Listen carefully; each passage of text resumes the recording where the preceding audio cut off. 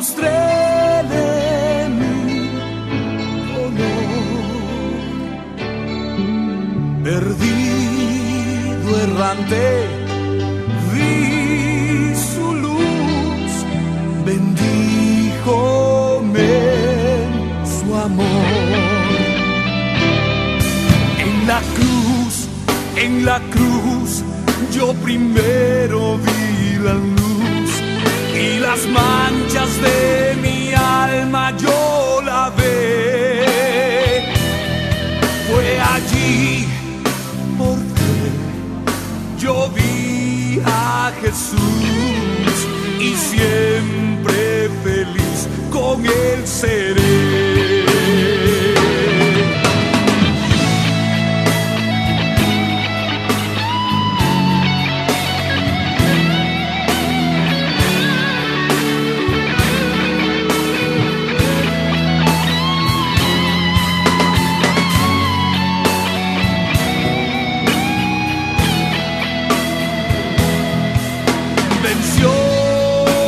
Muerte con poder y al cielo se exaltó. Confiar en él es mi placer, morir no temo yo.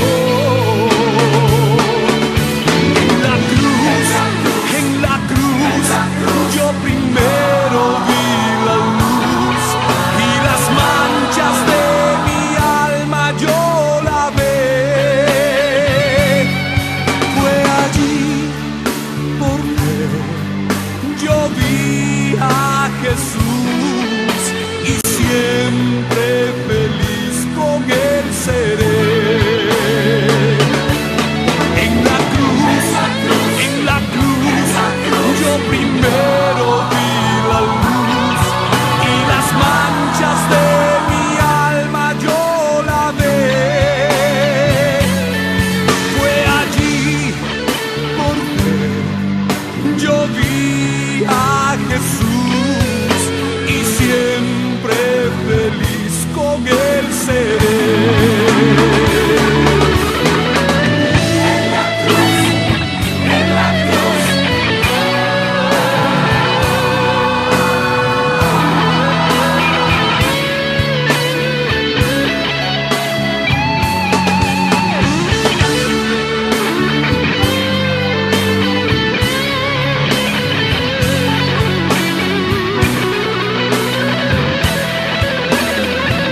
Armonía en Internet.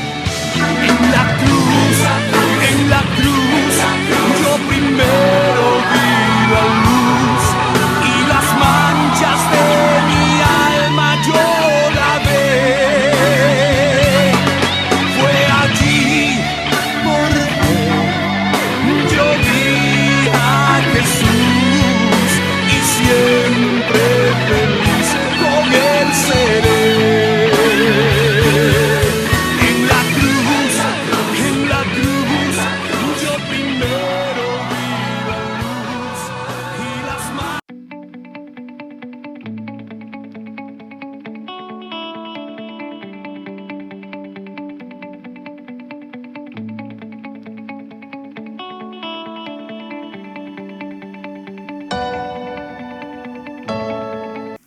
Buenas tardes, hermanos, ¿cómo están? Bendiciones, qué bueno verles, qué hermoso que esa cruz de Jesús es nuestro refugio en medio de la tormenta, qué hermoso que podemos ser crucificados juntamente con Él para vivir una vida en armonía, una vida plena. El hombre solamente comienza a vivir solamente cuando hemos nacido de nuevo. No hay otra manera de vida. No es vida. Es impresionante cómo el hombre puede respetar y seguir costumbres y no puede entender la salvación, no puede entender la santidad de Dios. no puede entender que es imposible ir al cielo, ¿no? Sin Cristo. Entonces, cuando se muere una persona, cualquier persona, si era famosa o algo, dice, no, ahora está descansando en paz. Sin Cristo no es posible. Ah, no, pero ustedes son muy religiosos, pero ¿cómo puede ser si Dios es amor? Y yo pensaba en un ejemplo simple, cómo los hombres respetan, ahora que pasó la Copa del Mundo. Por ejemplo, si nosotros pensamos uno de los mejores jugadores del mundo, quizás dentro de la historia, uno de los mejores de la historia, es Ronaldo, el portugués Ronaldo. Y él nunca en su vida va a poder tocar la Copa del Mundo. Porque solamente la Copa del Mundo la puede tocar un campeón del mundo. Y nadie discute eso. Solamente la Copa la puede tocar alguien que es campeón del mundo. Y ahora pretendemos entrar al cielo sin Cristo. Nadie puede entrar al cielo sin Cristo. ¿Cómo nosotros podemos respetar algo tan pagano y tan mundano como no poder tocar un pedazo de metal? Y no podemos entender que solamente es a través de Cristo Jesús que tenemos pleno acceso al Padre. Y esa es una bendición, que la sangre de Cristo haya lavado nuestros pecados, para que nos deje entrar al lugar santísimo por medio de la cruz, el pacto perfecto y último que tenemos. Por eso, Señor, en esta noche te quiero pedir una vez más por la vida de mi hermano Tomás, que va a traer este tema tan importante como todos los que vamos viendo a través de cada noche que aprendemos de tu palabra. Un llamado urgente a la gran cena de Dios. Un llamado urgente al buffet de Dios, a la casa de Dios, a la mesa de Dios. Te pido, Señor, en el nombre de Jesús, que podamos ser revestidos de esta palabra, Señor, que nuestros oídos sean circuncidados, para que esta prédica que trae hoy mi hermano Tomás pueda llegar a nuestros corazones y a los corazones de las personas que puedan ver a través de las redes sociales, Señor. Queremos escondernos en ti, en esa ciudad de refugio que eres tú, Señor, y ser partícipe de esa cena, ser partícipe de ese lugar, así como Melfiboset se sentó desde entonces a la mesa del rey y comió de la mesa del rey. Es un llamado urgente a participar de este reino que se hace presente aquí en la tierra. Venga a nosotros tu reino.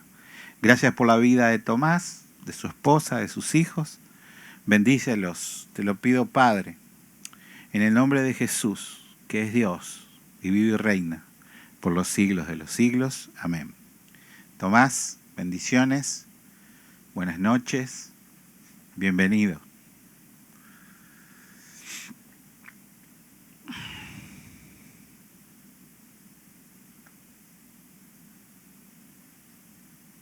Buenas noches, bendiciones, hermanos. ¿Cómo estás, querido? Bendiciones. Muy bien, gracias. Bendiciones para todos, saludos para todos. Como siempre, es todo un privilegio, un placer compartir con ustedes.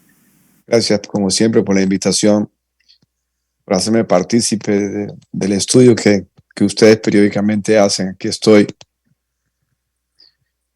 para poner mi grano de arena en este estudio sobre la cena del Señor, un llamado urgente a la gran cena de Dios. Es bello en el libro, en los evangelios, en el libro de Juan, cuando el Señor celebra la cena con sus discípulos, el significado que ella tiene.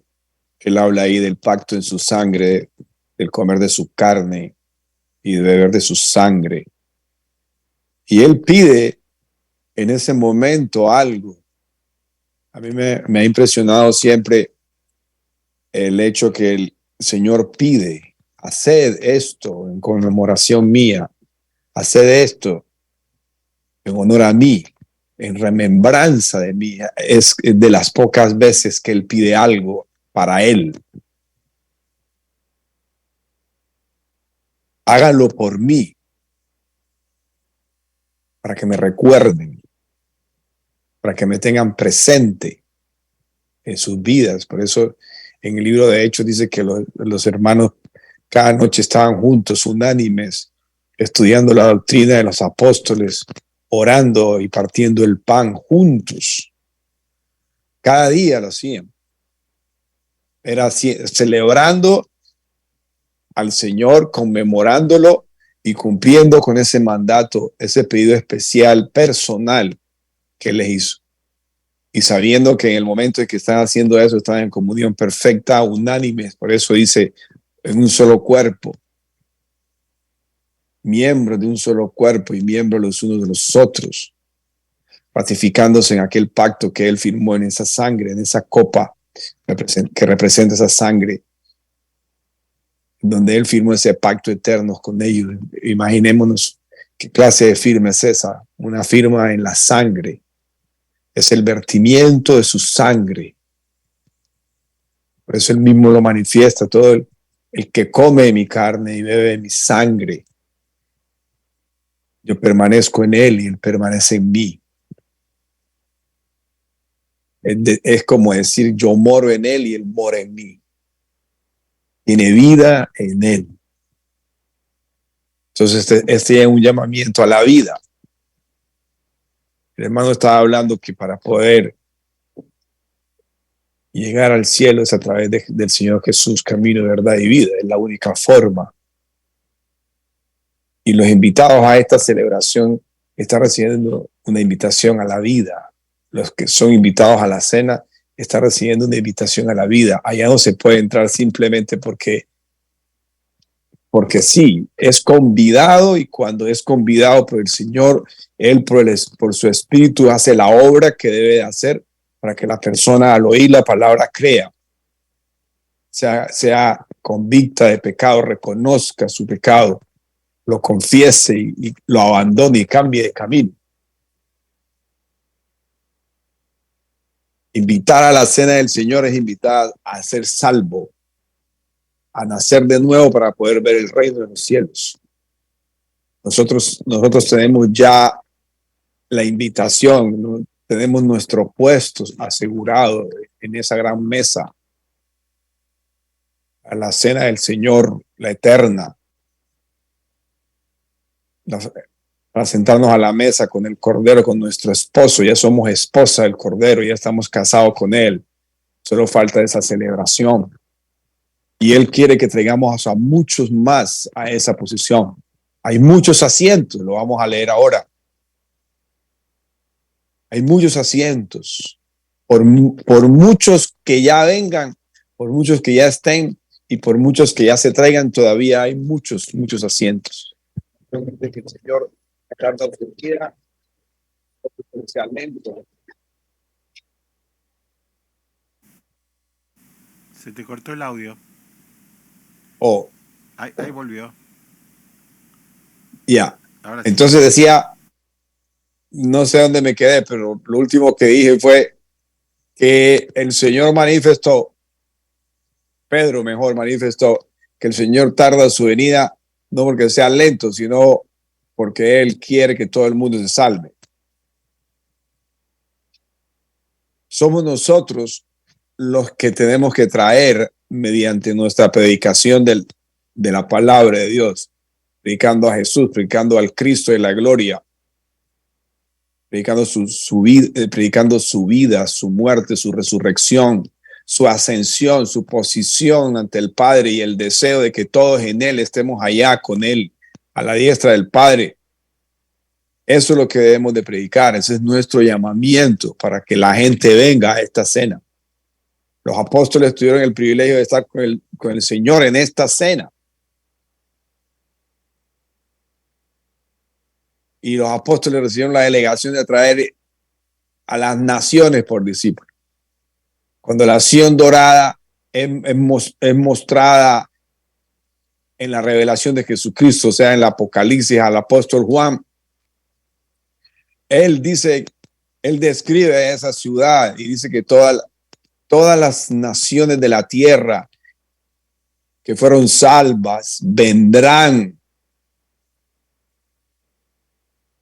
a rendir homenaje, a traer sus grandezas, sus honras a esta ciudad. Entonces, todas esas naciones que van a venir a presentarse ante la Sion dorada, la ciudad celestial, son aquellas que han escuchado la predicación de nuestra palabra y han aceptado la invitación a formar parte del reino. Las naciones que hayan sido salvas. Y solamente las naciones pueden ser salvas a través de la predicación nuestra. Se me ocurre decirlo así. Cuando escuchen a Jonás, cuando escuchen a la iglesia, el Santo Padre, el cuerpo de Cristo hablando, predicando, porque no van a saber de él si no hay nadie que predique. Y no van a creer si no escuchan la palabra. Entonces vamos a comenzar nuestro estudio, un llamado urgente a la gran cena de Dios. Es urgente, porque estamos viviendo los últimos tiempos.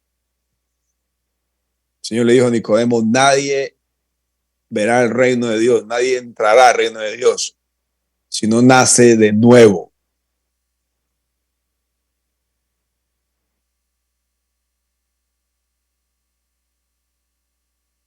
Es por gracia, pero a través de la fe. Es gratuito, pero creyendo, genuinamente, arrepintiéndose primero, cambiando, creyendo, y así se nace de nuevo.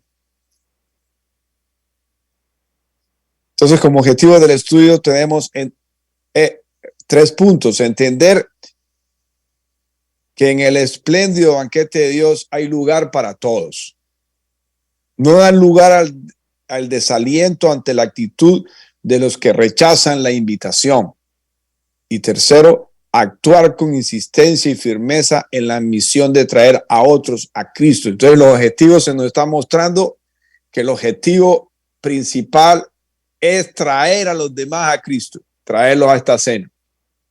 Que ellos vengan y participen de ese pacto firmado en la sangre que está representada en esa copa en la cena. Ser participantes de esa obra.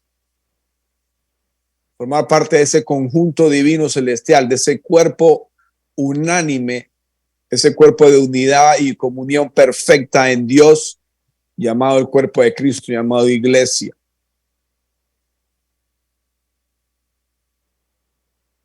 Hay lugar para todos. No hay que desalentarse al predicar. No hay que desalentarse al ser rechazado. Y ser persistente, insistir firmemente en realizar la misión que nos ha encomendado el Señor de traer a otros a Cristo. Entonces, la cena es evangelización. Este llamado urgente a la gran cena es un llamado a la evangelización, que es el medio fundamental para poder ir a convencer a los demás de pecado, arrepentidos y creer en el evangelio, a convencer a los demás de que es posible venir al cielo, de llegar a Dios, porque todo el mundo habla del cielo, todo el mundo habla de Dios. Aunque digan muchos no creer, hablan de otra vida. Y esa es solamente una, la eterna, que es del Señor. El pensamiento central del estudio nos dice que nuestra tarea urgente es llenar la casa de Dios. Por ello no deben desalentarnos las excusas de los que no quieren venir al Señor. Cuando usted predica, siempre hay excusas. Esto es lo que vamos a desarrollar aquí con la ayuda del Señor. Él es el único que lo puede hacer. Siempre hay excusas, siempre hay oídos cerrados, siempre hay actitudes negativas, siempre nos dan la espalda, pero hay que hablar, porque el creer viene por el oír. Usted siembra la palabra y ella sigue obrando en la vida de las personas. Cuando usted ministra la palabra, usted está ministrando al Espíritu de Dios y Él es el que va a hacer la obra que Dios espera. Usted solamente habla con fe, con persistencia, con firmeza, sin temores, sin desalentarse, sin desanimarse. Solo hable. ¿De quién? De aquel que lo trajo a usted las tinieblas a la luz admirable. De su Hijo amado Jesucristo. Hable de Dios. El texto áureo nos dice en Lucas 14:23, nuestro texto o versículo principal del estudio. Dijo el Señor al siervo: ve por los caminos y por los vallados y fuérzalos a entrar para que se llene mi casa. Fuérzalos. No se está refiriendo a agarrarlos de la mano y a la fuerza meterlos a donde ellos no quieren venir. No. Fuérzalos significa habla que yo obro. Porque ante el Señor hay que presentarse, como lo dijo el Señor a Nicodemo, nacido de nuevo. Entonces, el forzar es algo que se hace mediante la predicación en el poder del Espíritu que vino del cielo. Ese Espíritu es el que obra. Nos dice la palabra, que la palabra es como una espada de doble filo que penetra hasta los tuétanos y que divide el alma del espíritu. Entonces es la palabra la que va a hacer la obra. Y al dividir el alma del espíritu, está confrontando el pecado. Entonces vamos a leer en el libro de Lucas el capítulo 14, de los versículos 15 al 24. Lucas 14, del 15 al 24. En Lucas 14, desde el versículo 1 hasta el 14, se nos está hablando que en un día de reposo, el Señor ha sido invitado a comer en la casa de un gobernante que era fariseo, pero estaban muchos otros invitados que lo acechaban, que tenían los ojos puestos en él, que lo miraban insistentemente. Quiere decir, ellos querían ver qué iba a hacer el Señor en ese día, qué iba a hablar, pero las intenciones de ellos no eran benévolas, no eran amorosas, era para ver qué encontraban en él para poderlo hacer caer. Y había ahí un hombre, dice la palabra, hidrópico, es decir, hidro es agua, que retenía mucha agua. Sus miembros, manos, brazos eran inflamados por el agua que retiene. En los pacientes, en las personas que tienen esta enfermedad, fundamentalmente se les ve el vientre muy hinchado. Entonces Jesús, que conoce el pensamiento de todos antes de que piense, que conoce el corazón de todos, él sabía qué tenían ellos en su corazón. Por eso se fue directamente al punto central. Le dijo: ¿se puede sanar a un hombre en el día sábado? El versículo 3. ¿Es lícito sanar en el día de reposo? ¿Por qué fue directo al día de reposo? Porque ese era el problema con los gobernantes, con los fariseos, con los intérpretes de la ley, con los escribas. Ese era el problema, que el Señor hacía obra en sábado. Entonces le dijo, tocando al paciente, a la persona hidrópica: sé sano, y sano fue, y lo mandó. Se fue de ahí. Le despidió. El Señor lo sacó de ahí. ¿Por qué lo sacó? Recordemos al ciego que le puso barro en los ojos, se lavó y vio. Lo primero que hicieron fue llevarlo ante los gobernantes a que era declaración de cómo era que había visto, que si era ciego no era ciego, que trajeran a sus padres. ¿Para qué crearle tanto problema a este hombre que ya había sido desinflamado, que había sanado? Váyase, sálgase de aquí, no esté aquí en toda esta complicación. Váyase, lo sacó el Señor. Ese hombre fue ahí a ser sano en un día de reposo. El Señor empieza a confrontarlos. Ya les había preguntado, ¿es lícito sanar? Y él sanó sin que le respondieran. El Señor lo está confrontando, pero lo está confrontando con evidencia. Dice, ¿es lícito? Y él sana. Entonces, si sana es porque es lícito. Y le dice en el versículo 5, ¿quién de vosotros, si su asno o su buey cae en algún pozo, no lo sacará inmediatamente, aunque sea en día de reposo? En este caso habla de asno y buey. En la nueva versión, en la nueva traducción viviente dice, si un hijo de ustedes. Y luego habla de los animales. O sea, si tienen un animal que está en dificultades, ¿no van ustedes a ayudarlo? Y ellos no le podían replicar. Ellos que lo acechaban, que tenían sus ojos puestos fijos en él, no lo podían acechar. Entonces aquí nos están dando el ejemplo. Yo quiero entrar por acá al estudio, porque aquí nos está dando el ejemplo de que cuando usted está representando al Señor y está hablando, usted está firme. Puede haber contraposición, puede haber oposición, puede haber persecución, pero usted está firme en el Señor y cada acto suyo, cada palabra que dice es sustentada por el poder que lo llena, el poder del Espíritu Santo, que es el que en realidad habla. Entonces ellos no lo podían contradecir a él. Ya había sanado, estaba en la evidencia, si era lícito obrar en ese día. Él se puso por encima de todo legalismo.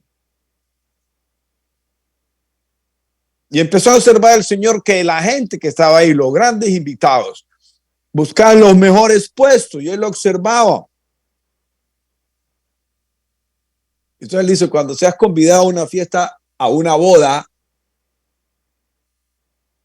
no te sientes en el primer lugar, no sea que otro más distinguido que tú esté convidado por él. Anfitrión. No busques las posiciones más altas porque puede aparecer alguien más importante que tú y te pueden mover para sentarlo a él y vas a quedar en vergüenza. Él les está tocando el punto a ellos. El Señor se lo está diciendo de frente, de frente. No traten ustedes de ponerse por encima mío. No traten ustedes de ponerse por encima de las obras intencionales de Dios a través de mí. Porque puede ser que el mismo Dios los va a coger a usted y los pone a usted de lado y a mí me va a exaltar. Eso es lo que le está diciendo al Señor.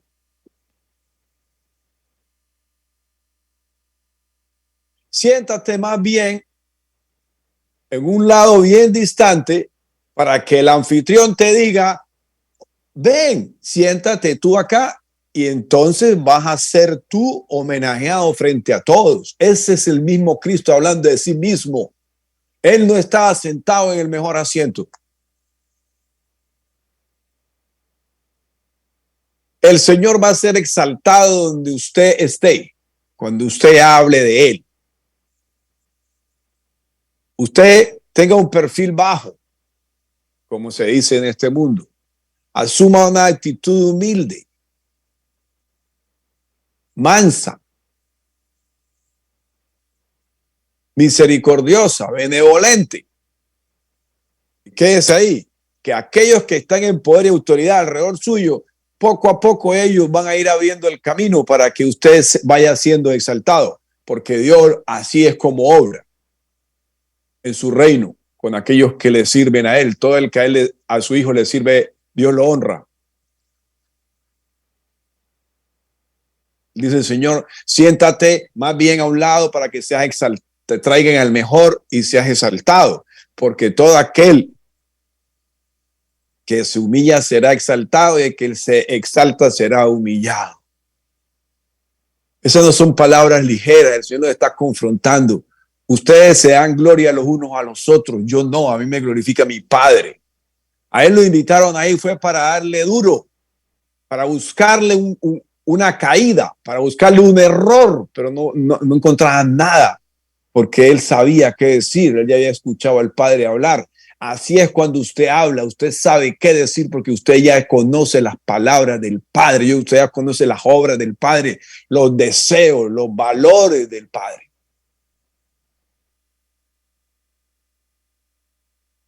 Y se dirige directamente al dueño de casa, al que lo había convidado ahí. Y le dice, cuando hagas comida o cena, no llames a tus amigos. Ahí los tenía, los amigos. El anfitrión tenía los amigos ahí. Porque él era gobernante, trajo fariseos, trajo intérpretes de la ley. Cuando hagas comida o cena, no llames a tus amigos, ni a tus hermanos, ni a tus parientes, ni vecinos ricos. No sea que ellos a su vez te vuelvan a convidar y seas recompensado. O sea, te van a dar la misma obra, entonces ya, se acabó, ha sido pagado. Mas cuando hagas banquete, el Señor está diciendo, cuando tú sirves, tú no tienes que esperar a ser pagado. Mas cuando hagas banquete, llama a los pobres, los mansos, los cojos y los ciegos. Estos son los que finalmente entran a la cena aquí, en lo que vamos a leer. Y serás bienaventurado, porque ellos no te pueden recompensar, pero te será recompensado en la resurrección de los justos. Dale a los necesitados. Lleva a tu mesa a aquellos que no tienen acceso a él o una mesa como la tuya. El Señor prácticamente le está hablando al hombre rico que comía frente a Lázaro, el pobre que no tenía nada que comer. Él está hablando de un hombre rico. No traigas a gente como tú, trae a gente necesitada. Cristo está hablando ahí así. Es porque a él no le invitaron con buenas intenciones.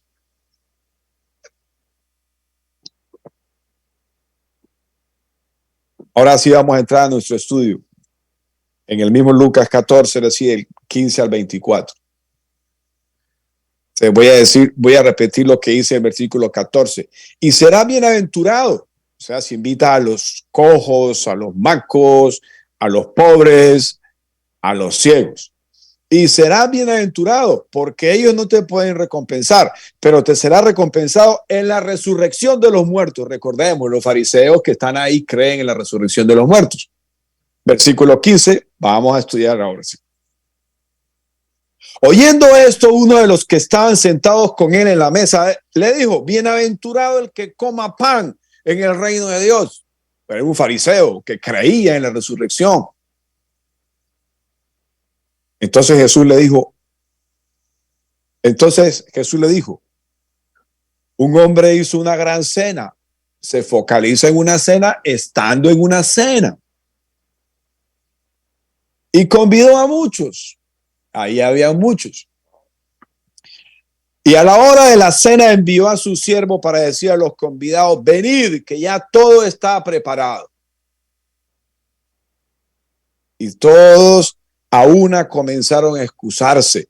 El primero dijo, he comprado una hacienda y necesito ir a verla. Te ruego que me excuses. Otro dijo, he comprado 5 yuntas de bueyes y voy a comprarlos y voy a probarlos y te ruego que me excuses.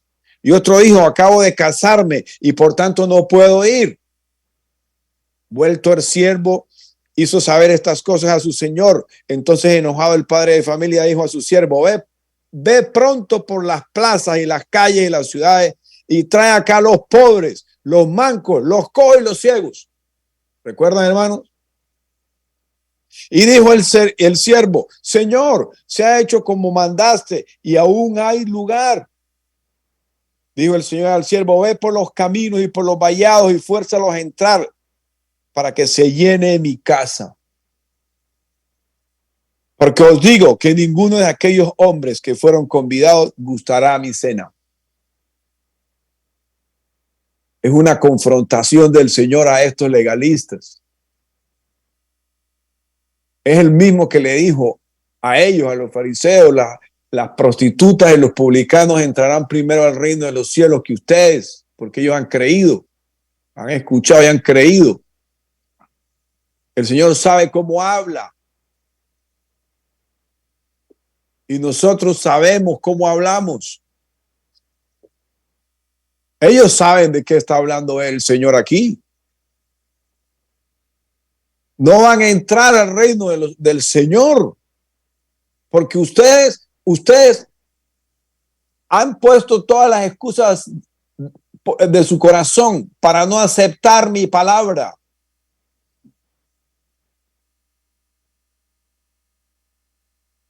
Con ese ejemplo está diciendo, ustedes están quedando por fuera. Están bien ubicados en sus propios privilegios, sin contemplar y aceptar aquello que se les está mostrando frontalmente. Están tan mal que ni siquiera pueden entender que la misma obra que ustedes hacen en sábado por un animal, la puedo hacer yo por un ser humano en necesidad. Hablemos así. Confrontemos con firmeza, con seguridad, sin temor.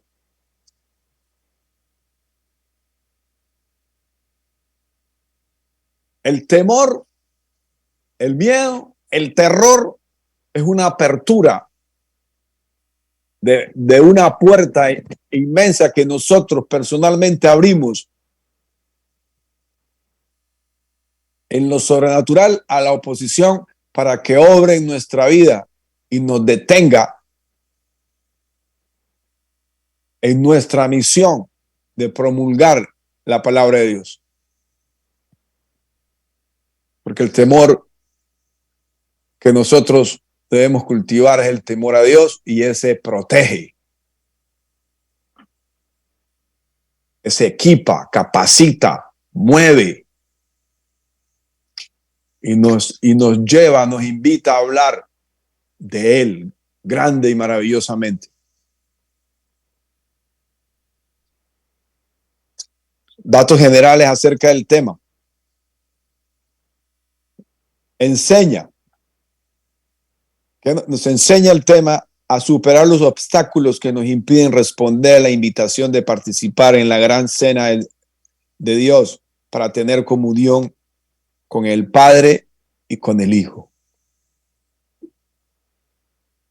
En la cena se está en comunión con el Padre y con el Hijo, y se está en comunión los unos con los otros. Es un pacto eterno. El autor es el médico Lucas, compañero de viaje del apóstol Pablo. Personaje, Jesús, sus discípulos e invitados a una cena. Ahí están los discípulos. Fecha, probablemente el libro fue escrito desde Cesarea alrededor del año 59 después de Cristo. Lugar, probablemente tuvo lugar en casa de un fariseo destacado, quien había invitado a Jesús a un banquete junto con un grupo de grandes personalidades. La gente importante que estaba ahí. Y la gente, me imagino que era la más importante del pueblo de Israel, ahí. Callados, no podían contradecir al maestro.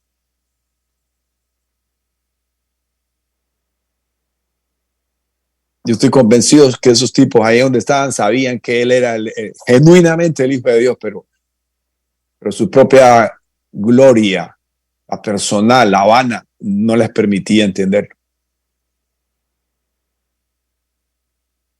De pronto se estaban diseñados para no creer, porque nos lo dice el mismo libro de Mateo, citando a Isaías, que era mejor que no vieran y que no oyeran para que no creyeran y no fueran salvos. Eran tercos, necios. En su grandeza eran insuficientes hasta para sí mismos, que no podían convencerse ni a ellos mismos, solamente tenían que vivir citando una ley que era sombra de aquel que vendría, y lo tenían al frente y lo querían destruir. Ellos estaban buscando era una excusa para poder culparlo de algo y llevarlo hasta la muerte. Finalmente lo hicieron para la gloria de Dios.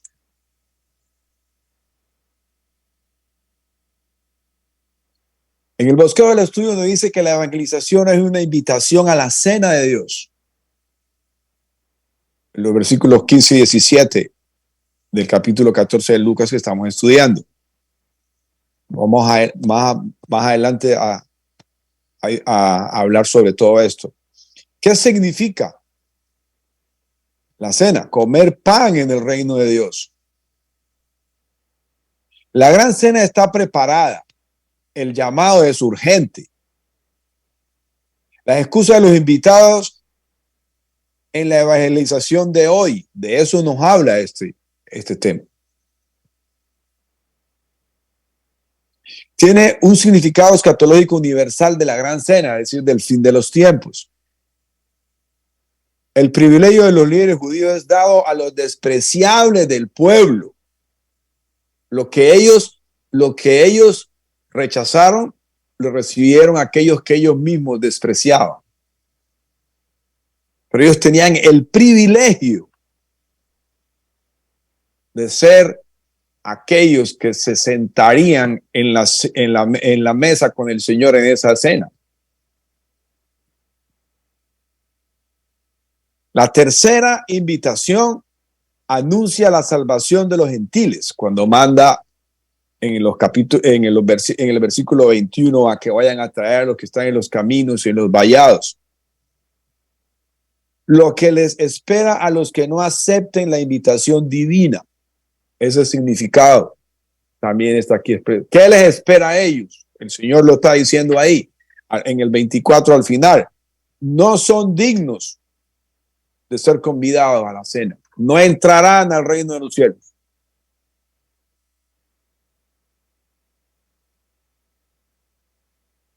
El Evangelio de Mateo nos dice en la introducción, presenta una fiesta de bodas que un rey hizo a su hijo. En el capítulo 22 del libro de Mateo, del versículo 1 al 14, está las bodas que el Señor planea para su hijo, que Dios planea para su hijo.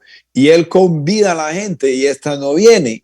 Las convida 2 veces y finalmente terminan hasta matando a los siervos que él mandó. Se llenó de ira Dios y mandó a matarlos a ellos y exterminó hasta la ciudad. Eso nos lo dice en el libro de Mateo. Pero también era una invitación a la cena. Entonces, si nosotros unimos este capítulo 22 de Mateo con el 14 de Lucas, hablando de estas cenas de bodas, en donde es Dios que está invitando a la gente a que venga a la comunión con él y con su Hijo Jesucristo. Y esta gente, además de que desprecia la invitación, siendo los privilegiados y llamados, matan a los siervos del Señor, y está hablando de la muerte del mismísimo Jesucristo y de la muerte de sus siervos posteriores que le servirían. No hay que temer, pueden matarnos por hablar de él. Es él el que tiene dominio sobre esas cosas. Pero él toma venganza. Lo dice la palabra. Entonces el Evangelio de Mateo presenta una fiesta de bodas que un rey hizo a su hijo. En Mateo 22 del 1 al 14. Lucas, en cambio, la describe como una gran cena preparada y ofrecida por un hombre a cierto número de convidados especiales.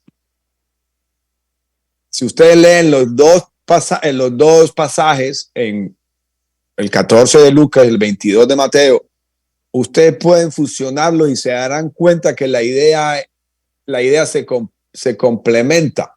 Los evangelios son sinópticos y se complementan los unos a los otros. En ambos evangelios, esta parábola tiene el objetivo de deplorar la actitud negativa de los judíos al rechazar el llamado de Dios por medio del evangelio. En el de Lucas dice simplemente no entrarán, y en el de Mateo extermina a aquellos que mataron a sus siervos, que lo fueron a llamar. En los dos casos se destaca también el plan divino de llamar a los gentiles a disfrutar del banquete que había sido preparado inicialmente para los judíos. En este estudio no se toca el hecho de que en Mateo se extermina a la ciudad donde estaban los asesinos de los siervos y también murieron ellos. Es bien benévolo el estudio, pero la palabra lo dice así. Es decir, el mismo Dios misericordioso que está invitando a la cena, Él también venga a aquello que es injusto, sobre todo el matar. Lucas escribió para los gentiles. Él señala el gran deseo del padre de familia de llenar su casa y las repetidas oportunidades que dio a gente que no había sido convidada a fin de llenar la gran mesa enderezada para los que no quisieron venir. Un detalle especial de este evangelio es la segunda invitación, o más bien la insistente búsqueda de los menos dignos, quienes solo por la gracia de Dios pueden ser partícipes de su cena gloriosa. En este sentido, Lucas es más universal y provee amplia entrada a todos los que reciben el llamado del Señor.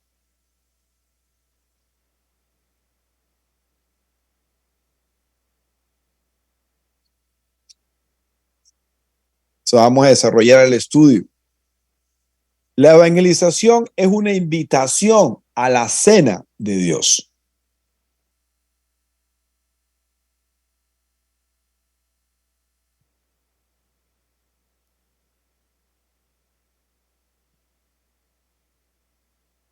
Nos lo dice los capítulos 15 al 17.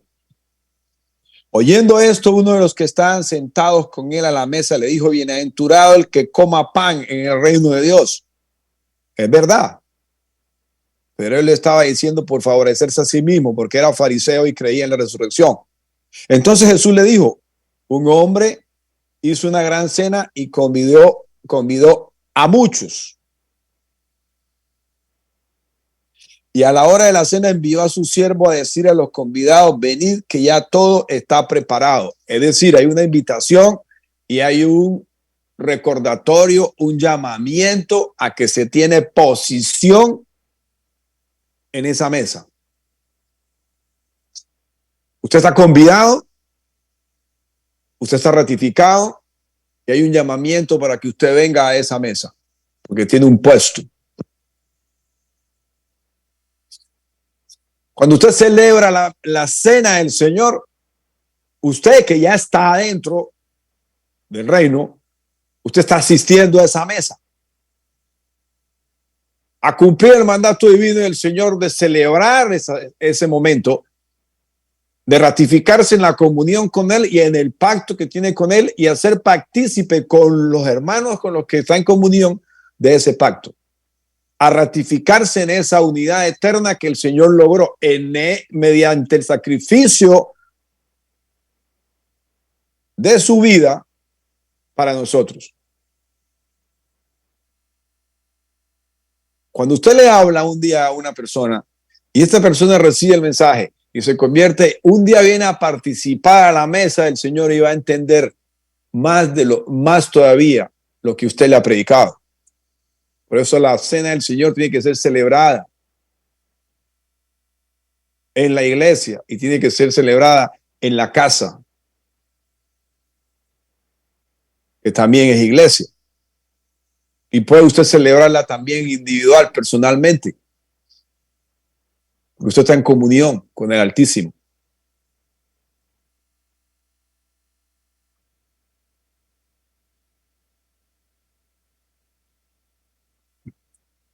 ¿Qué significa comer pan en el reino de Dios? Que nos habla en el versículo 15, bienaventurado el que coma pan en el reino de Dios. El momento de esta parábola, la primera parte del capítulo 14 nos prepara para el momento de esta parábola de la gran cena. Todo sucedió un día de reposo en la casa de un gobernante que era fariseo, quien había invitado a Jesús a un banquete junto con una pléyades de gran personalidades de la ciudad, un grupo grande de personas de la ciudad. Se ha sugerido que el que pronunció el hebraísmo, bienaventurado el que coma pan en el reino de Dios, era un fariseo que quizás se creía digno y seguro de participar en la mesa del reino de Dios en la resurrección. Recordamos, lo hemos dicho, que los fariseos creían en la resurrección. Lo que motivó a hacer ese comentario fue la última declaración de Jesús en cuanto a la recompensa en la resurrección de los justos, versículo 14. Además de observar los hechos de Jesús descritos anteriormente, escuchó con entusiasmo esas palabras escatológicas de Jesús, porque él creía en la resurrección, pero es que no basta con creer en la resurrección. Tiene que creer en el que es la resurrección y la vida, que es aquel que tenía al frente, aquel al que despreciaba. O sea que no basta solo con creer.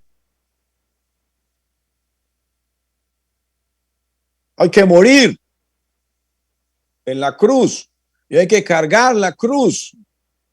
Hay que seguir al Señor.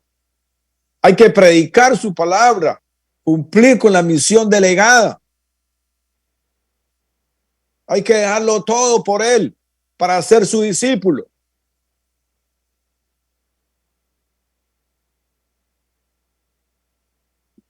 Ya Jesús lo había dicho antes.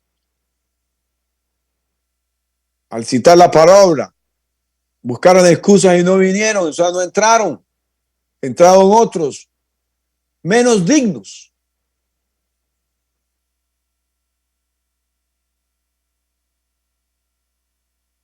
La gran cena está preparada.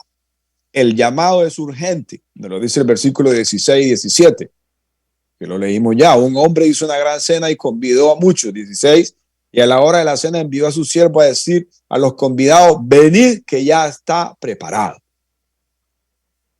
La gran cena está preparada. El llamado es urgente. Llama es Dios, llama el Señor. Entonces el Señor está llamando a que nosotros vayamos a traer a otros a Él. ¿Quién es el llamamiento definitivo? Nosotros, usados por Él. Nosotros hablamos en el nombre de Él, como si le habláramos, como si habláramos en el nombre de Dios. Reconcíliense con Dios. Si hablamos en el nombre del Señor, reconcíliense con Dios. Arrepiéntanse, crean en el Evangelio. Entonces se les predica el Evangelio. La gran cena está preparada. El llamado es urgente. Dios prepara la cena. Se establece la bondad y la generosidad de un hombre llamado en el versículo 21 padre de familia. Nos lo dice el versículo 21. Vuelto el siervo hizo saber estas cosas a su señor. Entonces, enojado, el padre de familia, el señor que invitó, padre de familia, si es padre de familia, quiere decir es padre de ellos. Dijo a su siervo: ve pronto por las plazas y las calles de la ciudad y trae acá a los pobres, a los mancos, a los cojos, a los ciegos. Ellos despreciaron a su padre. Son el pueblo de Israel, son los gobernantes, los líderes, intérpretes de la ley, escribas de la ley, de la palabra, de la transcripción de esta para que perpetuara. Son hijos de Dios. Ellos despreciaron a la invitación del padre de familia. Y Tomás, en el Antiguo Testamento sí, decía que un cojo, un ciego, un manco no podría entrar al lugar santísimo. Sí. Entonces el Señor hace realmente todo lo opuesto, ¿no? Dice, no pueden entrar, porque verdad, es parte del Antiguo Testamento, es parte de la palabra de Dios. Pero ahora por la gracia yo lo hago entrar, y a ustedes que se creían adentro, los hago salir. Es maravilloso. Amén, así es. Si recordamos al paralítico que estaba a la entrada del templo cuando Juan y Pedro y los apóstoles iban a predicar al templo, había un hombre cojo que estaba a la entrada. Él no podía entrar y él pidió limosna a ellos que le dieran una moneda y él le dijo, yo te doy de lo que yo tengo, y le dijo, levántate, y él se levantó y entró al templo. Él no se fue a la casa, se entró al templo. ¿Y por qué entró al templo y no se fue a la casa? Porque es que él entró a un sitio donde no podía entrar, que era imperfecto. Ahora viene ese perfecto y dijo, soy libre, puedo entrar. Y mientras ellos estaban allá predicando, él saltaba alrededor.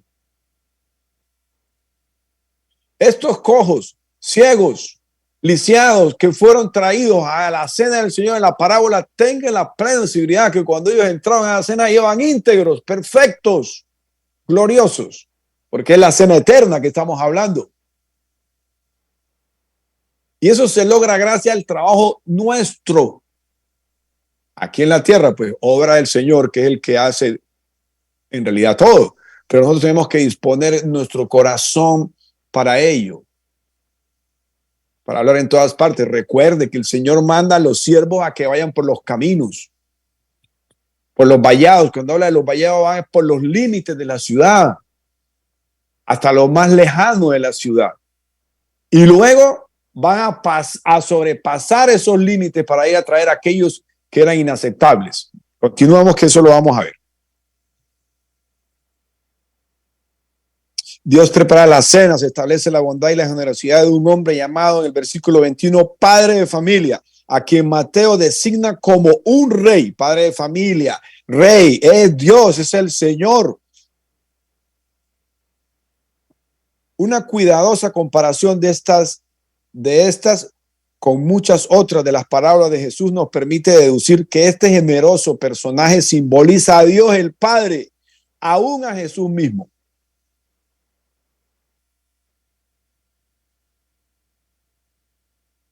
Pero cuando usted entiende las parábolas, es porque es que Dios se lo permite. Y Dios le permite que entienda las parábolas, es para que usted vea y escuche y crea y se salve. Por eso hay que hablar. A los incrédulos, las parábolas los enloquece más, no entienden nada porque no ven y no oyen.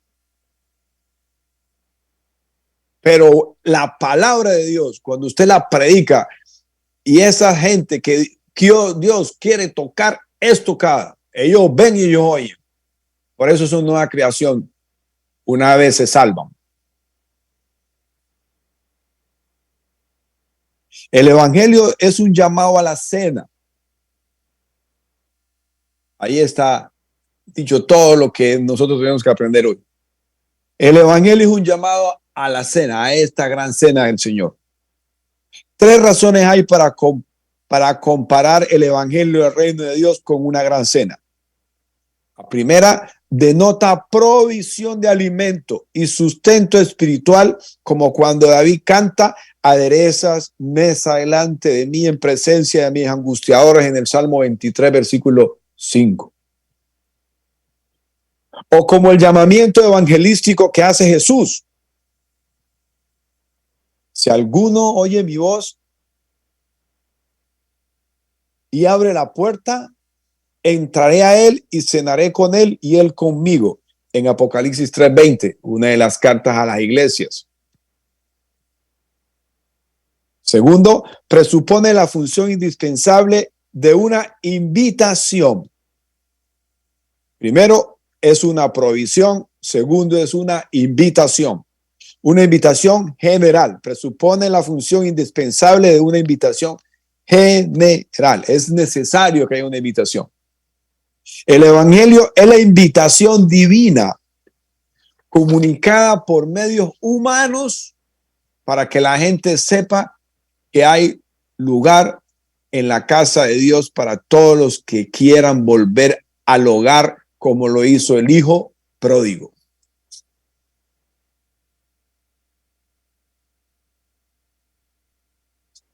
Entonces el evangelio se promulga por medios humanos. Y la gente por ese medio humano va a saber que en la casa de Dios hay un lugar para él. Y esa persona que escucha está en la posición del hijo pródigo, va a volver al hogar, fundamental a su hogar, que es en Dios. Va a volver al reino de Dios, va a cambiar de camino.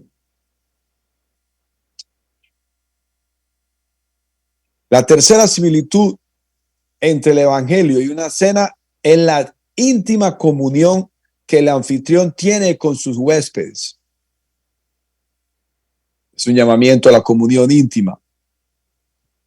Si los ha invitado es porque les tiene cariño y confianza. Por lo tanto, les mostrará todos los tesoros de su casa y los compartirá con ellos.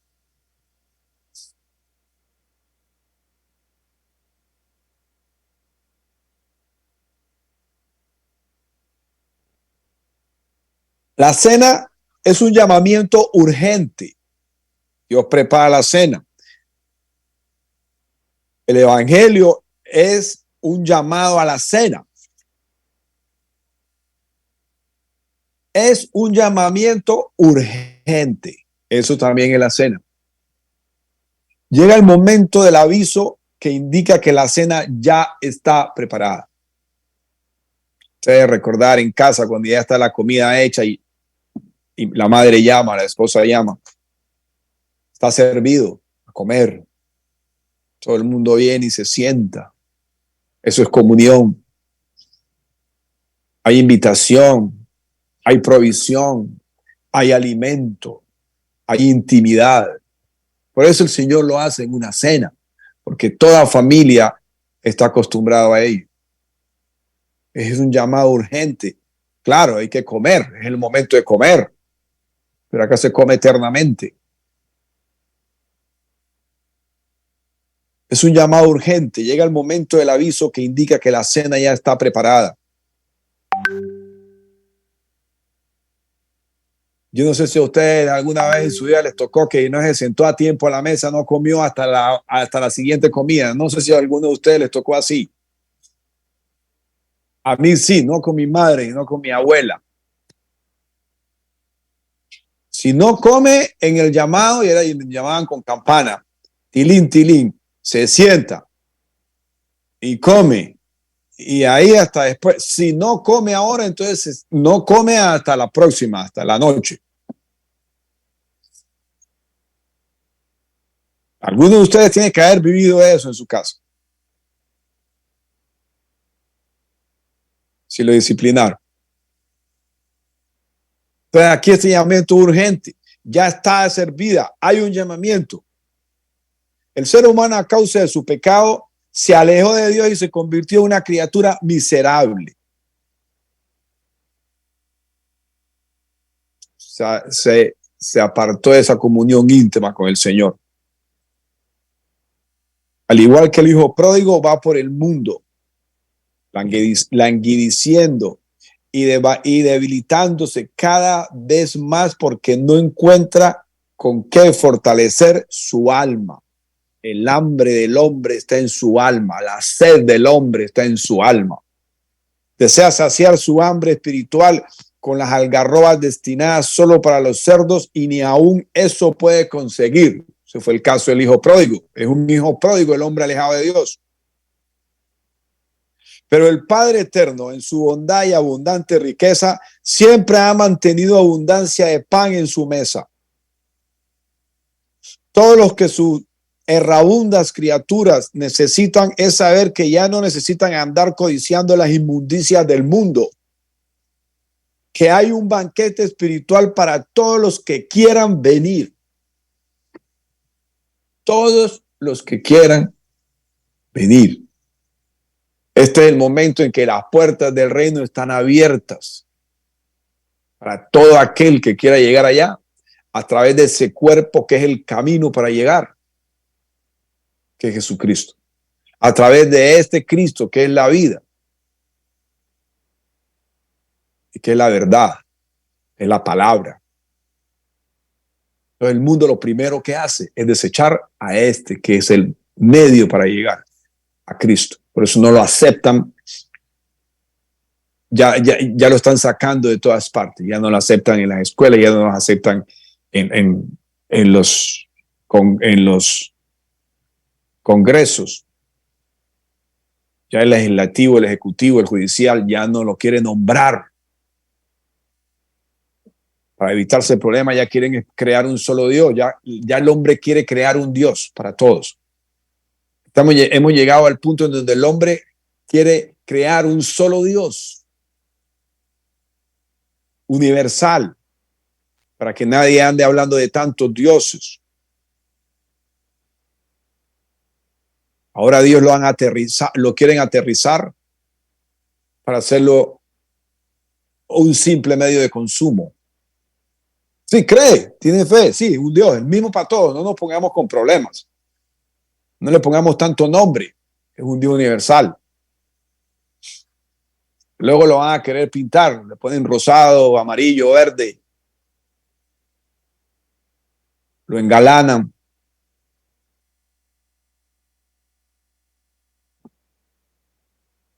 Y es una confusión inmensa que produce Satanás en el ser humano, porque quieren humanizar a Dios, cuando Dios se hizo humano para acercarse al hombre y mostrarle la posibilidad de ser perfecto. Entonces ellos quieren coger a Dios y volverlo humano para que el hombre cada vez sea más imposibilitado de adquirir perfección.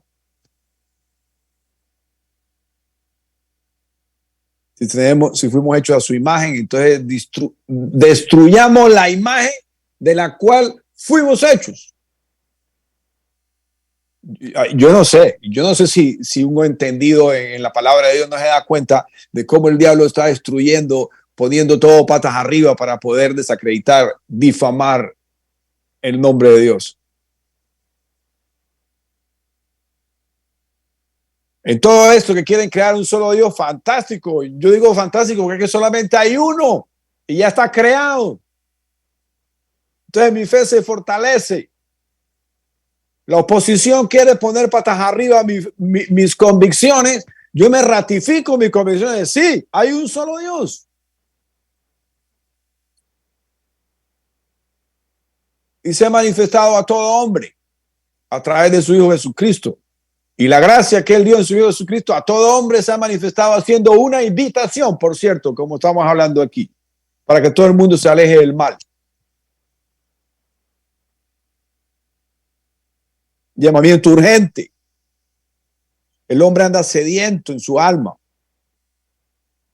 Anda como el hijo pródigo. Anda errabundo, dice aquí, por el mundo. Desea saciar su hambre espiritual con las agarroas destinadas solo para los cerdos, y ni aún eso puede conseguir. Pero el Padre eterno, en su bondad y abundante riqueza, siempre ha mantenido abundancia de pan en su mesa. Todos los que sus errabundas criaturas necesitan es saber que ya no necesitan andar codiciando las inmundicias del mundo, que hay un banquete espiritual para todos los que quieran venir. Lo he repetido. Las puertas están abiertas. Él golpea la puerta. El que la abre, él entra a cenar con él. Dios mío. Entendámoslo, mis amados hermanos. La cena, Dios la ha creado en el corazón del hombre. Eclesiastés nos dice que Dios ha puesto la eternidad en el corazón del hombre, pero el hombre no lo puede entender.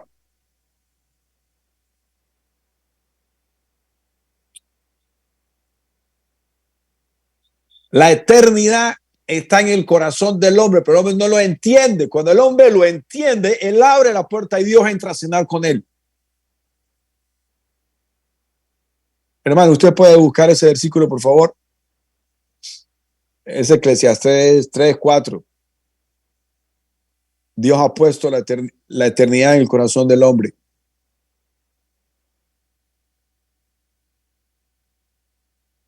Por eso cuando el 3:20 nos está hablando, he aquí, yo toco la puerta, todo el que me la abre, yo entro como con él.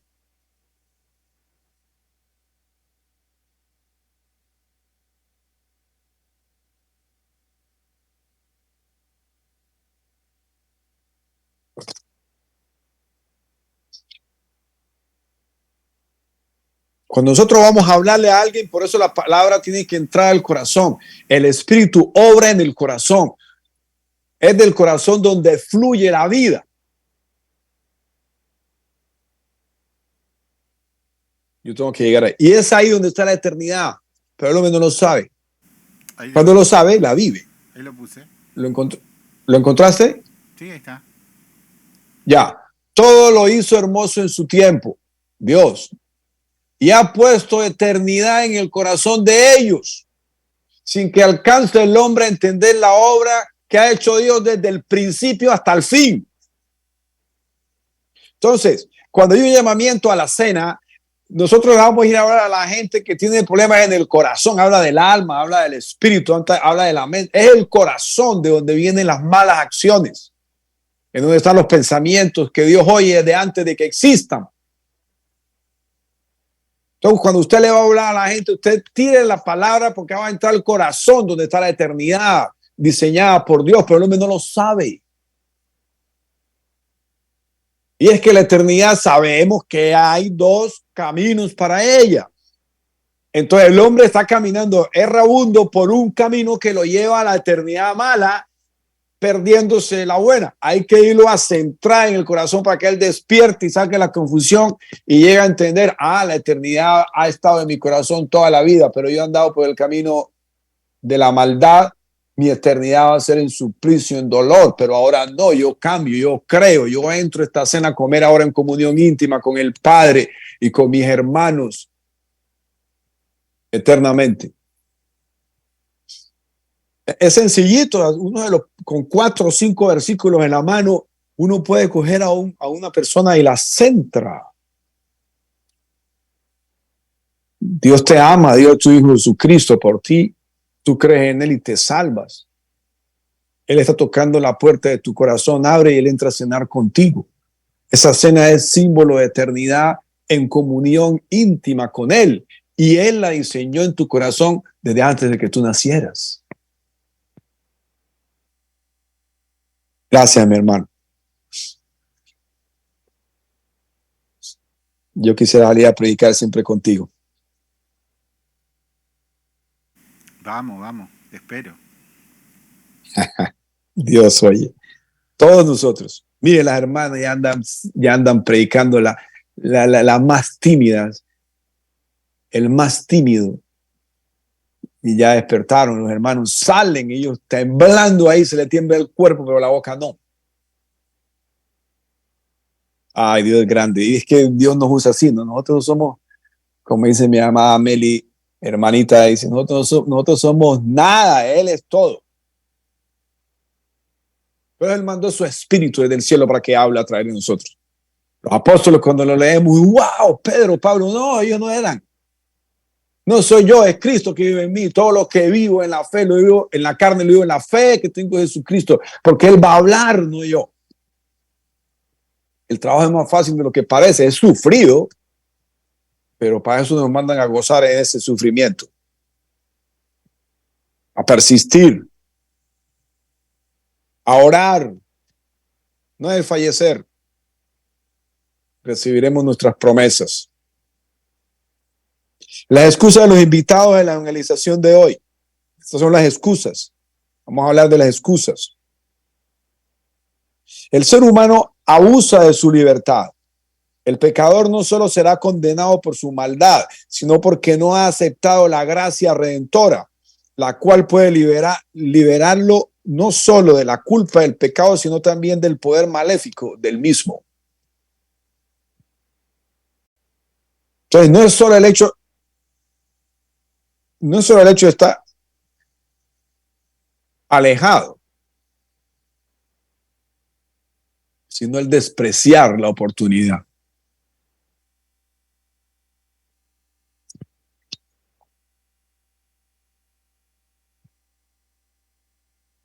Leamos en Lucas 14, 9, el versículo 18. Y todos a una comenzaron a excusarse. El primero dijo, he comprado una hacienda, necesito ir a verla, te ruego que me excuses. El otro dijo, he comprado 5 yuntas de bueyes y voy a probarlos, te ruego que me excuses. Se excusaron. Qué educados. Y el otro dijo, acabo de casarme y por tanto no puedo ir. Suena familiar lo que nos dicen nosotros. No, hermano, está bien, otro día hablamos. ¿Me escuchas? Sí, pero un poquito, porque sea breve, que no sea muy extenso. Son excusas, excusas. En Mateo 22 hay más excusas. Aquí la otra vez hablábamos de evangelización y hablaba de eso, de las excusas que nos pueden dar, de argumentos contrarios que nos pueden citar.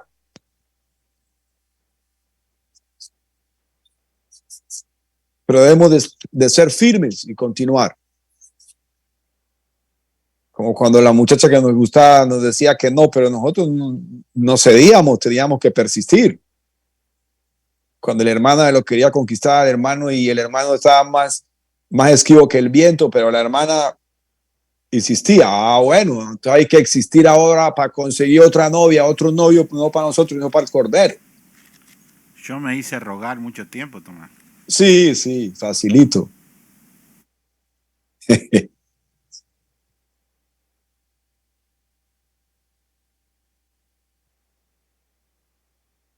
En el versículo 5 del capítulo 22 de Mateo dice, mas ellos sin hacer caso se fueron, uno a su labranza y otro a sus negocios.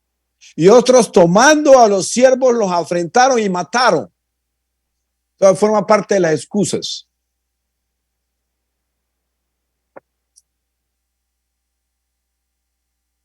Siempre hay una labor. De pronto había también una fiesta. O simplemente quiero salir de ti con una excusa bien educada y ya no te escucho.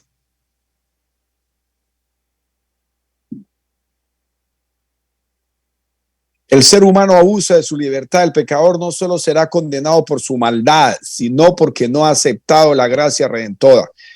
La palabra nos dice que todo aquel que cree en el Señor es salvo y el que no cree será condenado. El que no cree, sobre él está la ira de Dios ya. Esta gracia redentora, la cual puede librarlo no solo de la culpa del pecado, sino también del poder maléfico del mismo. Ese poder maléfico del pecado es para sufrir ahora y eternamente. Las excusas nacen en el corazón. Las excusas difieren, pero el espíritu es el mismo. O sea que hay un problema espiritual. Hay sin embargo una gradación. Hay sin embargo una gradación.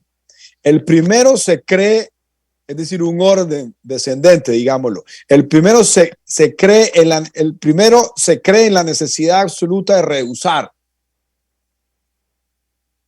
porque había comprado. El segundo dice simplemente que parte para probar sus bueyes, que también había comprado. El primero era una hacienda. El tercero ni aún busca una excusa. Se siente dispensado por causa de su matrimonio y se contenta con responder, no puedo ir porque acabo de casarme.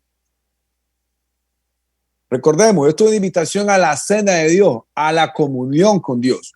Cuando Gedeón tenía un ejército inmenso y el Señor le dijo que fuera eliminando soldados, porque para la guerra que iba a pelear eso era demasiada gente, más de 3,000 personas, algo así era.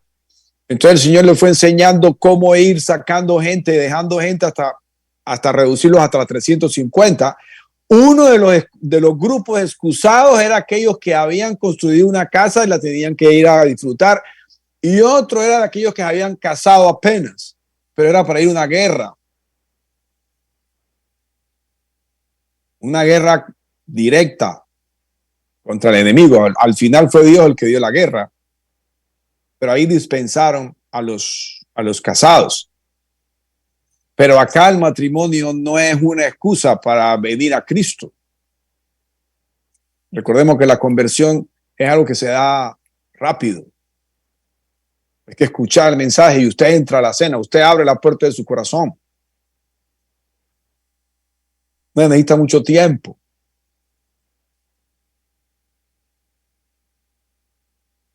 Todos los motivos alegados son honorables, legítimos y plausibles a los ojos de los hombres. Son las posesiones, los negocios y los afectos de familia. Pero como no hay ninguna incompatibilidad entre estas cosas y la comunión con Dios, no son en el fondo más que vanos pretextos. El verdadero obstáculo está en otra parte, en el corazón. El autor aquí nos está diciendo es que no es lo que ha hecho, lo que va a hacer. No, es el corazón. El corazón no quiere.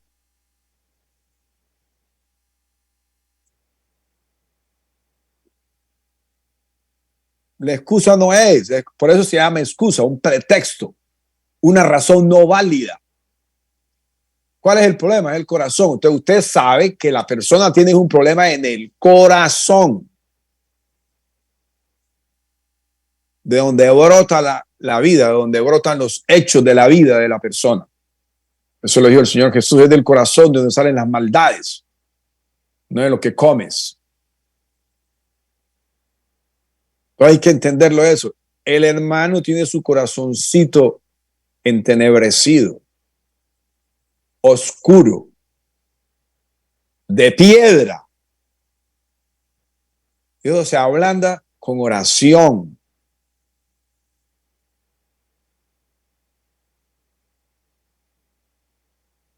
Invocando al Espíritu para que obre. Obviamente, predicando. Si no nos escuchan, oremos por los que no nos escuchan.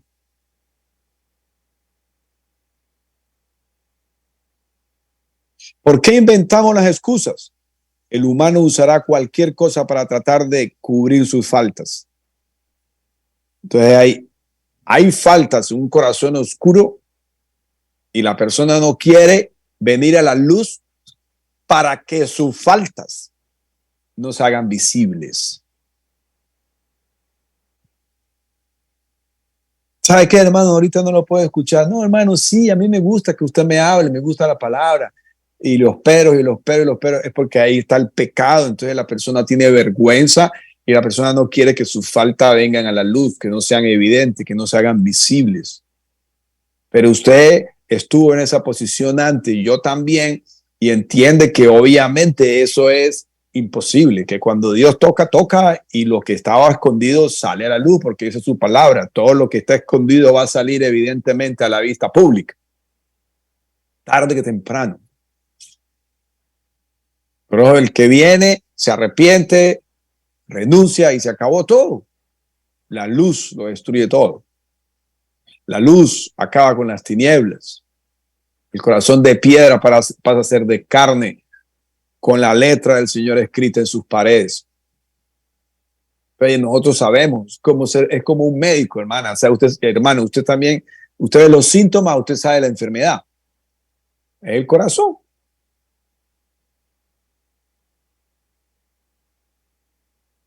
El humano usará cualquier cosa para tratar de cubrir sus faltas, todo para proteger su ego, el yo del que hemos hablado antes, y no queda al descubierto tan fácilmente. Es que ese yo es del enemigo. Ese yo es todo el background oscuro, negro de la vida del pecador. Es el tesoro nuestro cuando estamos lejos de Dios. Ella ahí es pura inmundicia. Porque el corazón está lleno, fue entregado a la inmundicia por la concupiscencia que hay en él.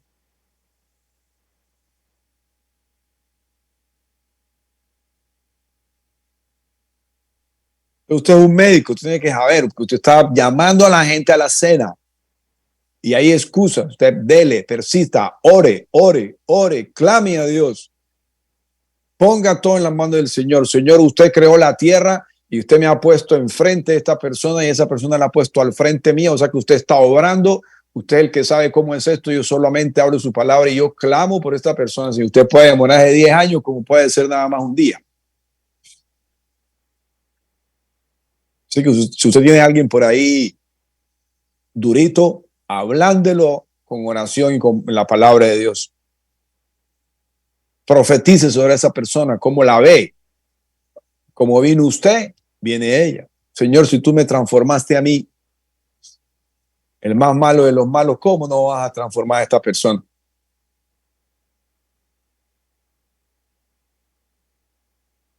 La persona no sabe que Dios mira el corazón y que por medio de su palabra penetra hasta partir el alma y el espíritu, las coyunturas y los tuétanos, y discierne los pensamientos y las intenciones del corazón. Y no hay cosa creada que no sea manifiesta en su presencia. ¿Dónde está la presencia de Dios? En el predicador. Cuando usted está obrando, Dios está ahí, representado en usted. No se vea pequeñito, incapaz. No, Dios está con usted. Usted tiene que creer eso, porque es que usted está promoviendo fe, pues la fe está en usted. Él es el hacedor y consumador de la fe. Y usted es presencia de Dios, gloria de Dios, voz de Dios. Ciudadano del cielo, boca del Señor.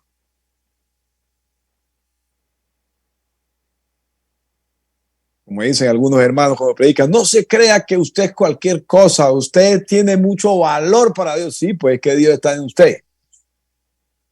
Dios no habita en templos de piedra, no, Él habita en cuerpos sagrados, santos, que Él mismo creó para Él mismo, que Él mismo transformó, que Él mismo regeneró mediante el lavamiento de la regeneración para poder habitar Él ahí.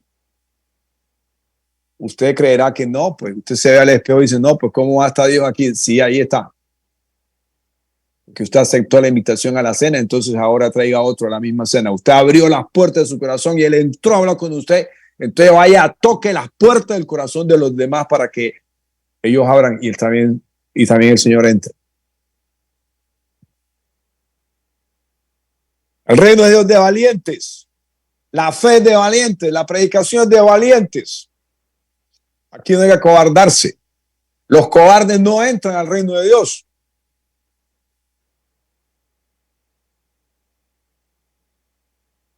¿Qué son realmente las excusas? Las excusas son meros pretextos para no obedecer a Dios. Esas excusas existen aún entre nosotros convertidos, que pues, como dice el apóstol Pablo, todavía no somos perfectos. No es que ya hayamos alcanzado la perfección. La obediencia a Dios crea orden. Si usted obedece a Dios, todo se ordena, aunque usted no lo vea, aunque usted hasta no llegue a creerlo. La obediencia a Dios crea orden. En el jardín del Edén había un orden hasta cuando se obedeció a Dios. Cuando se desobedeció a Dios, se alteró el orden. Por eso Dios lo sacó. Porque no puede haber desorden en la casa de Dios. El jardín del Edén, el Edén, la casa de Dios. Entonces el jardín era una partecita de la casa de Dios. Ahí no podía haber desorden. Así que cuando Dios creó todo estaba en desorden y Él le puso orden. Entonces vino Adán y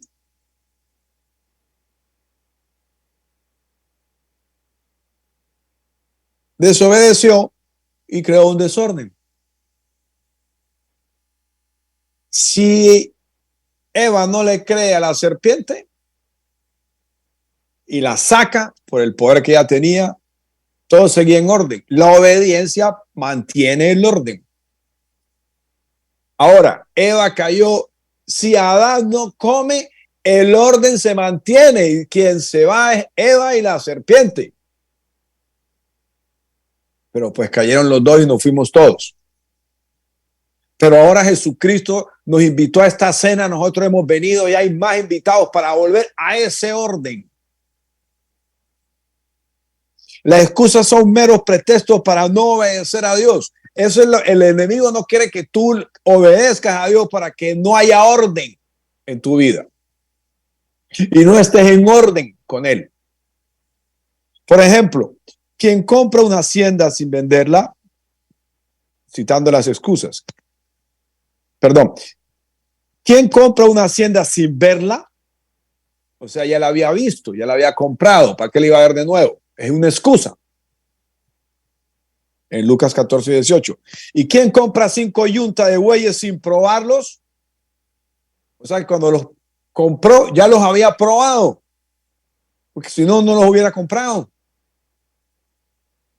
No va a comprar el caballo y luego lo va a montar. No, lo monta para poder comprarlo. No va a comprar el carro sin haberlo manejado. Lo maneja y luego lo compra.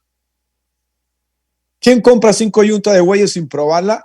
¿Y quién ve el matrimonio como un obstáculo para no poder aceptar la invitación a un banquete, aun si tuviera que pedir que la misma invitación se extendiera a su esposa?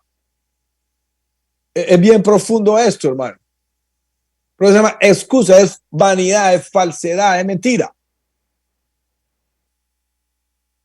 El problema es el corazón. No se quiere mostrar lo que hay en el corazón. Por lo tanto, como evangelizadores debemos estar preparados para combatir las mentiras de Satanás, los inventos que este enemigo de la salvación pone en el corazón de los que mantiene bajo su negro manto de pecado. Es una batalla sobrenatural. La prédica es sobrenatural, es del reino de Dios, penetrando lo infernal que está establecido en el corazón del oyente, perdido, alejado de Dios, desobediente. Lo voy a repetir. Por lo tanto, como evangelizadores, debemos estar preparados para combatir las mentiras de Satanás, los inventos que este enemigo de la salvación pone en el corazón de los que mantienen bajo su negro manto de pecado. Nuestro deber es ayudar a la gente a descubrir el verdadero origen de sus motivaciones y excusas. Poco a poco hay que llevar a las personas a la verdad. Hay que hacerle ver lo que tiene el corazón y hay que hacerle ver la mentira que está hablando, porque no es la persona la que miente, sino lo que la está dominando. Hermano, no ponga excusa. ¿Cómo así que no me puede escuchar? ¿Cómo es que no me puede dar 5 minutos? Usted me conoce. Usted mismo da testimonio de que yo he cambiado. Usted me conoció a mí en el pasado y mire que ya no ando en lo mismo. O sea que usted también puede cambiar. Hermano, yo creo que a usted lo que le está pasando es que usted no quiere hablar de lo que tiene, porque yo lo conozco. Hay cosas que hay que cambiar en su vida. Hay en usted esto, hay alcohol, hay drogas, hay fornicación, hay adulterio, hermano. Eso es lo que lo está haciendo mentir. Usted me quiere escuchar, pero hay algo que lo está dominando y que lo quiere llevar lejos de mí para que no me escuche. Es fuerte. Pero Dios sabe cuándo lo va a hacer, en su momento, usándolo usted. Pero la persona tiene que ser consciente de que su excusa es una mentira.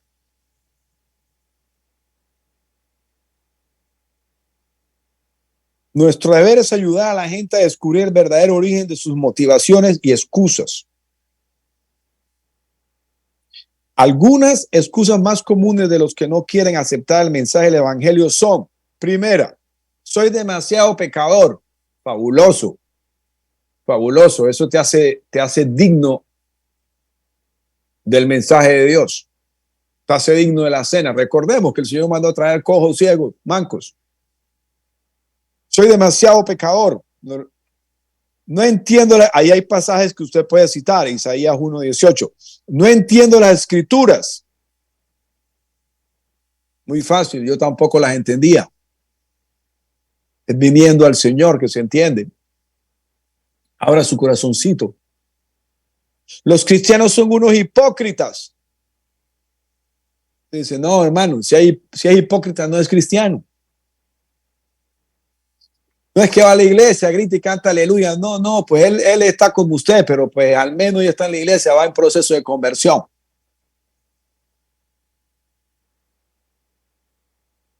Y no se trata de otros, se trata de usted.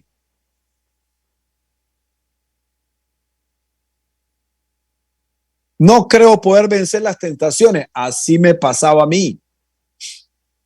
Yo necesitaba el whiskycito, la cervecita, el baile, la discoteca. Yo decía que no podía, que se me va el pie para allá, que se me iba el carro. Sí, así me pasó a mí. Tranquilo, que eso va a pasar después. Hermano Tomás. Señora. ¿Puedo participar? Por supuesto. Con respecto a hoy que está mencionando los pretextos de los seres humanos, solo me recordé, la semana pasada salimos con unas hermanas y un joven nos decía eso, de que los cristianos no dan testimonio porque él estuvo yendo a unas células que dice que una señora hacía células 3 días, pero el fin de semana era chismosa, o sea, chismoseaba, nos decía él, ¿verdad? Y que él tenía, en parte tenía razón porque nosotros como hijos de Dios debemos de ser luz, ¿verdad? Pero también en el punto de él nosotros le hicimos énfasis en que él tiene que poner la mirada en Jesús, no en los defectos de otro, porque Dios tratará con ellos. Así es que pasa eso, que a veces hay gente está dañada por testimonios de disque cristianos, y eso hace que las otras personas estén como esquivas, escépticas y que crean que todos somos iguales, ¿no? Sí, es el mal testimonio. Eso existe en general. En general la gente cree eso. En este caso es un caso puntual de una persona a la que usted está tratando. Sí, otra Pero cosa en general, sí, señora. Sí, otra cosa que nos pasó es que cuando uno nos enmarcan, cuando nos ven evangelizando, que somos testigos de Jehová, porque como el enemigo ha usado ese tipo de sectas para, ellos evangelizaron antes y sabemos que son sectas, ¿verdad? Erróneas. Entonces todo el que nos ve evangelizando nos marca como que creen que somos o testigos de Jehová o de los otros que son dos sectas que evangelizan y nos rechazan automáticamente porque ya saben que ellos, la gente no sabe que realmente son eso que nosotros sabemos, que no andan hablando la verdad, pero como ellos son los que han acaparado ya toda la gente, son los únicos casi la sana doctrina, es poco el que sale a evangelizar y nos enmarcan en esas personas. Exacto. Usted en estas cosas debe centrarse en la función, en la misión que usted está cumpliendo, porque recuerde, usted está invitando a gente que ha sido convidada. Sí. No es que usted lo va a invitar a que venga, es que Dios ya lo convidó. Dios ya lo invitó. Sí. Sí, Dios conoce ese corazón. Sí, ese día esa persona que dijo, no, mi madrastra es testigo de Jehová, salió corriendo. No nos dejó hablar. Pero es lo que dice usted, ¿verdad? Tienen todo tipo de pretexto. Sí, y ahora les estaba hablando de la seguridad que debe tener el cristiano que va a predicar. Además, obviamente, el buen testimonio es fundamental, pero debe tener seguridad que el Señor lo está acompañando, que el Señor está ahí. Sí. Entonces, en la medida que va andando, usted vaya orando. Amén. Usted vaya orando en la medida que va andando, Señor, manifiesta, Señor, guía mis pasos. Sí. Señor, manifiesta tu presencia, manifiesta tu gloria. De toda persona a la que yo me acerque, Padre, no sea a mí que me vean, no sea a mí que me sienten, sino a usted. Amén. Así es. Entonces, cuando usted se va a hacer, y háblame de la vida de las personas, háblame de las personas que van en mi camino. Háblame de ellas, aquellas a las que tú has convidado, aquellas a las que me has mandado. Háblame, revélame sobre sus vidas. Porque usted le puede acercar a alguien y Dios le habla a usted de esa persona y cuando usted entra a hablarle, es como que usted forzara fibra del corazón sensible de esa persona y esa persona va a decir, aquí hay algo especial, eso no se puede contradecir. Entonces usted vaya dialogando porque usted ya está en comunión en la cena con él, usted está en comunión íntima con él, usted está ya en el reino, usted ya está transformada, usted está regenerada. Entonces cuando usted está obrando, usted es ciudadana del cielo, a usted la acompaña al reino de Dios, la acompaña a la gloria de Dios, la mente de Cristo. Entonces la presencia de Dios, usted va acompañada de multitudes de ángeles. Entonces unos podrán salir corriendo, 100 podrán salir corriendo, pero por ahí hay uno que va a escuchar. Sí, así nos pasó también. Unos señores hasta nos dijeron, uy, cuando íbamos acercándonos y salieron corriendo y se metieron a una tienda de comida, pero parece que habían visto a un fantasma. Es que no son ellos, es lo que están ellos. Sí, ellos sienten, recuerden, es una lucha. Sí, es un pleito. Es un problema del corazón. Así me dijo la hermana con quien andábamos.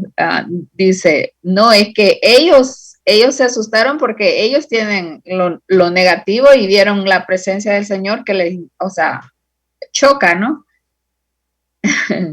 Pero poco a poco ahí el Señor va abriendo, ustedes persistan. Amén, gracias. Seguimos. Gracias, hermana. Sí, ya estamos terminando. Seguimos con las excusas. Yo soy mejor que muchos cristianos. Y siempre tenemos que utilizar la palabra de Dios. Por ejemplo, Pablo dice que todos sean superiores a ti. Yo soy mejor que muchos cristianos. Sí, lo eres. Porque nosotros estamos llamados para considerar a los demás superiores a nosotros, para considerar más importante la necesidad de los demás que las nuestras, para focalizarnos más en las necesidades de ellos que en las nuestras. Entonces, cuando dices, yo soy mejor que muchos cristianos, sí. El mal testimonio es una herramienta que el enemigo va a utilizar para detenerte.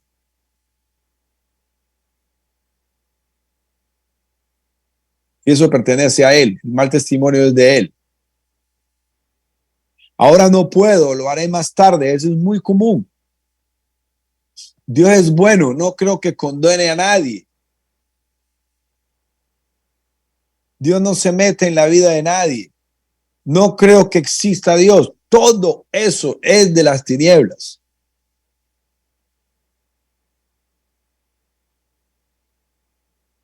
No hay que fallecer. Ustedes, mujeres valientes que andan evangelizando, consideren siempre que las mujeres fueron fundamentales en el ministerio del Señor Jesús. Ellas iban adelante, alistando todo donde iba a llegar el Señor. Y eran mujeres que con sus riquezas ayudaban a Dios. Entonces, cuando hay mujeres evangelizando, ellas están yendo adelante. Van adelante de los que estamos obrando. Sí, eso considérenlo y tienen pie firme, no desfallezcan, porque ustedes necesitan traer uno. Y pídanle a Dios que se manifieste. Usted puede ir 10 veces al mismo sitio. La primera vez, usted vio que no pasó nada, pero algo pasó, usted no lo vio. La segunda tampoco, pero un día por ahí pasó una persona y sanó, porque ustedes oraron por ella, porque tienen que orar por las personas. Y esa va a traer a otros. Y eso va a traer a otros. O que ustedes un día dominan esa calle, dominan esa ciudad, dominan ese barrio. Cuando uno sale en el nombre del Señor y va a hablar, y uno lo miran, las personas lo miran como ver a cualquier otro. Y luego usted habla. Cuando empieza a hablar, ya las caras empiezan a cambiar. Y después, cuando Dios confirma lo que usted habló, manifestándose Él, ya las personas van cambiando. La siguiente vez que usted vuelve y la siguiente que vuelve, ya ellos ya observan en forma diferente, aprecian en forma diferente. Lo importante es no desfallecer, porque a nosotros nos quieren hacer desfallecer.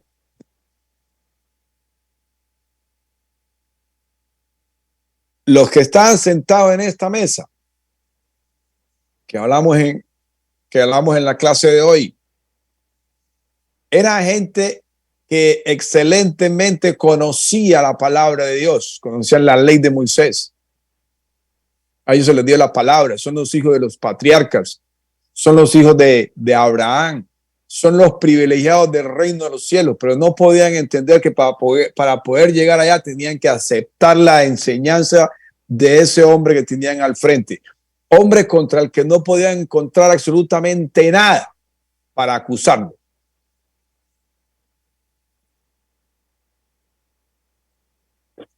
Entonces, cuando usted va a hablar, usted tiene ese conocimiento que tenían ellos, pero ahora usted está avalada por la fe, por Dios, porque usted creyó. Usted hizo la transición de la ley a la gracia y usted ahora está expandiendo esa gracia a los demás, entregándola. La gracia de la mano benevolente de Dios. Entonces nos traemos aquí, mañana continuamos con la otra mitad. Señor, gracias. Padre, hemos hablado de su cena, aquella a la que usted nos invitó a celebrar, Señor, en unidad, en común acuerdo, para estar en comunión con usted y ratificarnos en su pacto eterno firmado en su sangre, Padre. En esa cena hemos comido de su carne y hemos bebido de su sangre. Hay vida eterna en nosotros. Usted mora en nosotros y nosotros en usted, Señor. En esa cena proclamamos su vida, su muerte, su resurrección y su venida, y esperamos, Maranata, su venida, Señor. Lo amamos a usted y amamos su venida, Señor. Con gran expectativa lo esperamos, Padre. Hasta que eso suceda, Señor, fortalézcanos. Sea usted, por el poder de su Espíritu que nos envió del cielo, hablando a través de nosotros, Señor. Cada día abra más y más puertas en nuestro camino.